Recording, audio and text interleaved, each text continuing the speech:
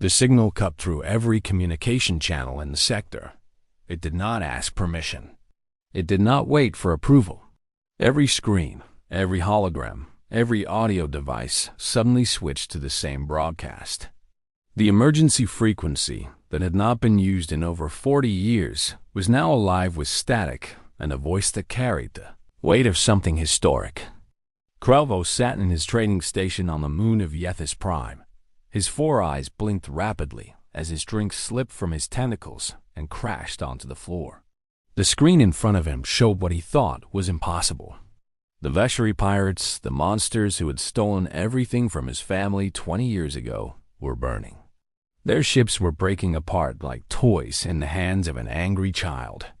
And the ones doing the breaking were the humans. The broadcast showed the battle from multiple angles.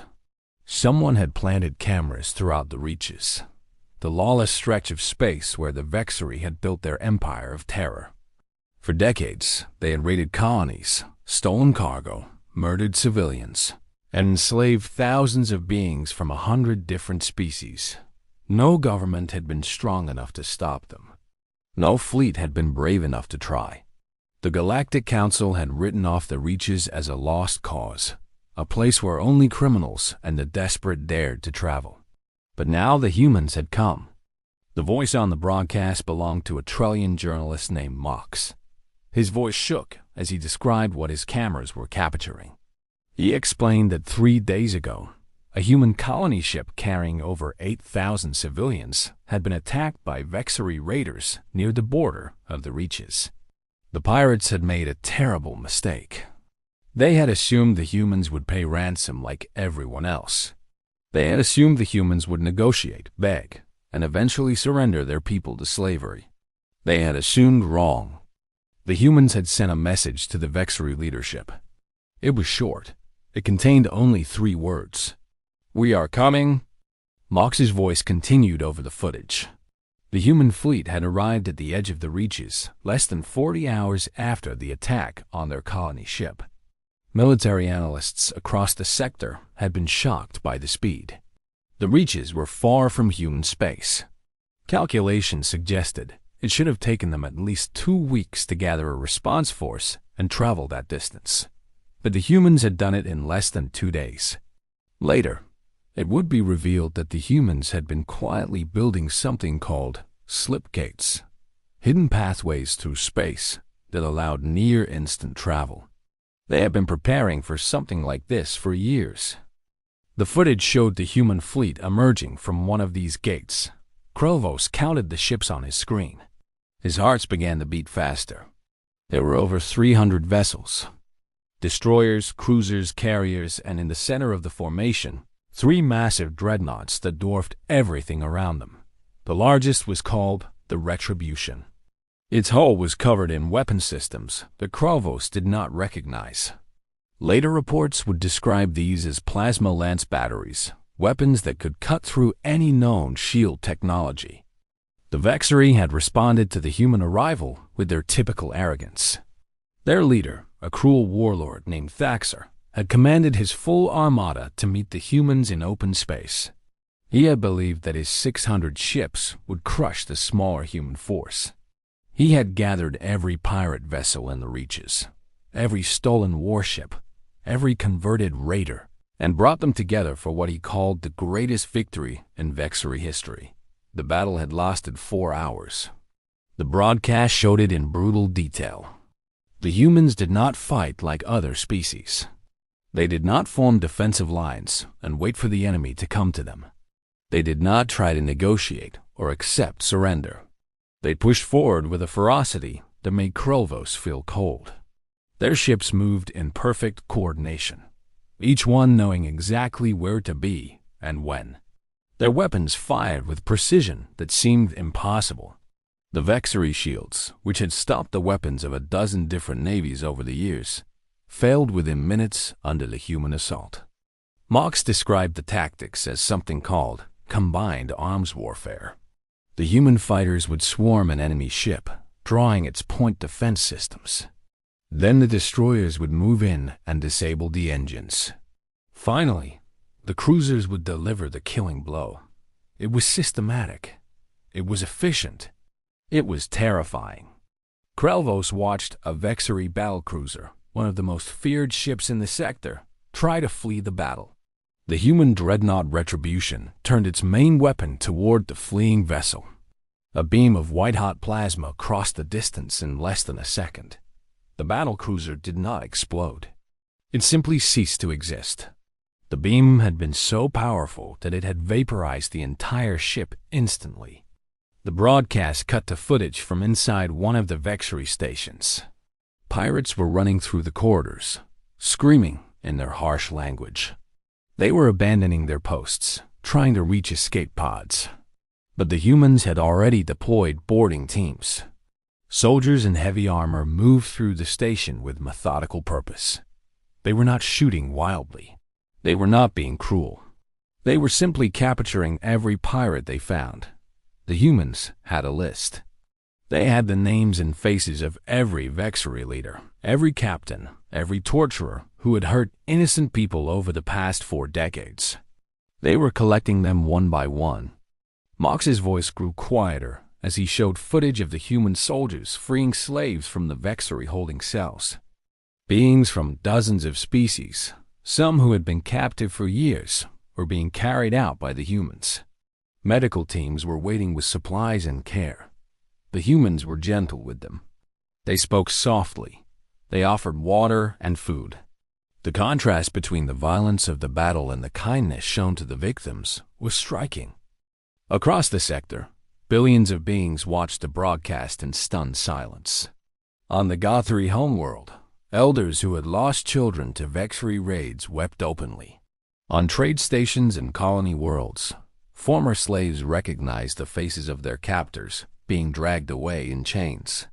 On the floor of the Galactic Council, ambassadors from 40 different species sat frozen as they realized what they were witnessing.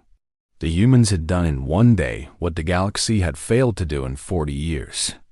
They had not just defeated the Vexery. They had erased them as a threat forever. The broadcast showed Daxter, the Vexery warlord, being brought before a human admiral. The admiral was a woman with gray hair and cold eyes. Her name was Admiral Chun. She looked at the Pirate King without any emotion on her face. Thaxter, who had made countless beings beg for their lives, found himself unable to speak. The woman before him represented something he had never encountered.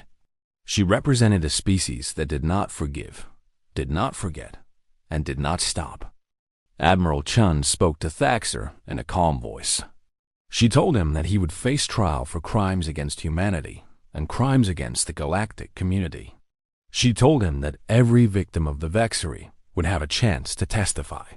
She told him that justice would be slow, thorough, and absolute. Then she had him taken away. The broadcast continued for several more hours. It showed the complete destruction of the Vexery fleet.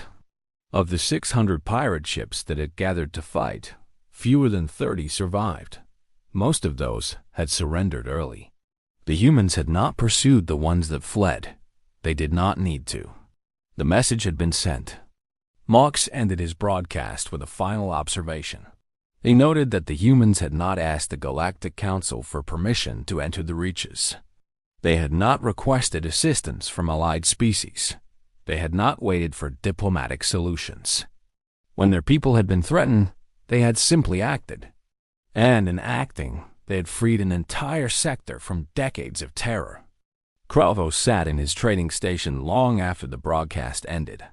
He thought about his parents, who had been killed by Vexery raiders when he was young. He thought about his sister, who had been taken and never seen again. For 20 years, he had lived with the knowledge that there would be no justice for his family. The universe was cruel, and the strong took what they wanted from the weak. But the humans had changed everything. In the days that followed, the sector transformed. Trade routes that had been abandoned for decades reopened. Colonies that had lived in fear began to rebuild. Refugees who had fled the Reaches returned to reclaim their homes. The Galactic Council held emergency meetings to discuss the implications of human military power. Some ambassadors expressed concern. Others expressed gratitude. All of them expressed respect. The humans established a permanent presence in the reaches. They built stations and patrol routes. They made it clear that the lawlessness of the past would not return. Merchants who had once paid protection money to pirates now traveled freely. Families who had lived in terror now slept peacefully. The sector had been dark for so long that many had forgotten what light looked like. Admiral Chun gave one interview after the battle. A reporter asked her why the humans had responded so aggressively. Why had they not tried diplomacy first? Why had they used such overwhelming force? The admiral thought for a moment before answering. She explained that among humans, there was an old saying: when someone hurts your family, you do not negotiate. You do not compromise. You make sure they can never hurt anyone again. The humans had lived by this principle throughout their history. It was not about revenge. It was about protection. It was about making the galaxy safe for those who could not protect themselves. The reporter asked one final question. Would the humans do the same thing again if another species threatened innocent people? Admiral Chun looked directly at the camera. Her eyes held the weight of a species that had survived wars, plagues, and countless disasters. A species that had learned to fight not because they loved violence, but because they loved the people they protected. Yes, she said simply. Every single time.